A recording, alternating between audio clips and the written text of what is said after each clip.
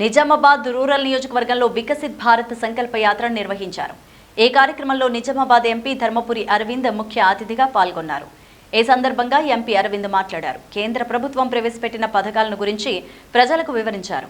జిల్లాలో ఉన్న 800 గ్రామ పంచాయతీల కార్యాలయాల వద్దకు వికసిత్ భారత్ సంకల్ప యాత్ర వాహనం వస్తుందని, ప్రజలు తమకు అవసరం ఉన్న పథకంలో తమ పేర్లను రిజిస్ట్రేషన్ చేయించుకోవాలని సూచించారు. ఇప్పటివరకు కేంద్ర ప్రభుత్వం దేశంలో 4 కోట్ల మందికి ఇళ్లు కట్టించిందన్నారు. గత టీఆర్ఎస్ ప్రభుత్వం కేంద్ర ప్రభుత్వానికి సహకరించకపోవడం వల్ల కేంద్ర ప్రభుత్వ పథకాలు తెలంగాణ రాష్ట్రంలో అమలు చేయలేకపోయామని, కొత్తగా వచ్చిన కాంగ్రెస్ ప్రభుత్వం అయినా సహకరిస్తే తెలంగాణ ప్రజలకు కేంద్ర ప్రభుత్వ పథకాలు అందుతాయని వెల్లడించారు. కార్యక్రమంలో నిజామాబాద్ రూరల్ నియోజకవర్గం BJP incharge Dinesh Kulachari, BJP నాయకులు, కార్యకర్తలు పాల్గొన్నారు.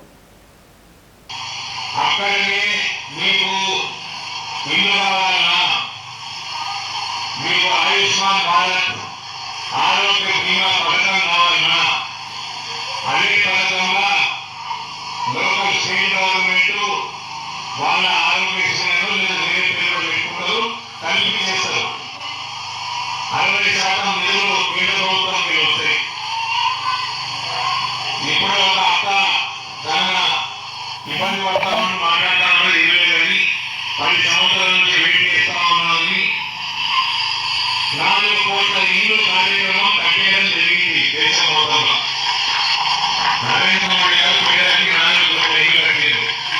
తెలంగాణ ఇంతకుముందు ప్రభుత్వం సహకారం లేకపోవడం వల్ల తెలంగాణలో ఇల్లు కట్టడం రాలేదు. ఇప్పుడు నూతనంగా తెలంగాణలో ప్రభుత్వం వచ్చింది. వీళ్ళన్నా నరేంద్ర మోడీ గారికి సహకరిస్తామని మేము ఆశిస్తా ఉన్నాము, సహకరించాలని కోరుకుంటా ఉన్నాము. 4 కోట్ల ఇల్లు దేశవ్యాప్తంగా కట్టినాము.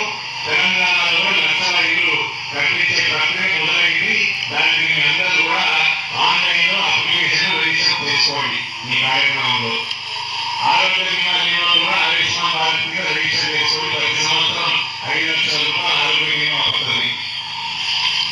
ముద్రా లోన్లు యువకులు యువతీయులందరూ చదువుకున్న వాళ్ళు, చదువుకున్న వాళ్ళు, ఎటువంటి వాళ్ళైనా ఉపాధి లేని వాళ్ళు మంచి వ్యాపారం చేసుకోవడానికి ముద్రా లోన్ల కోసం కూడా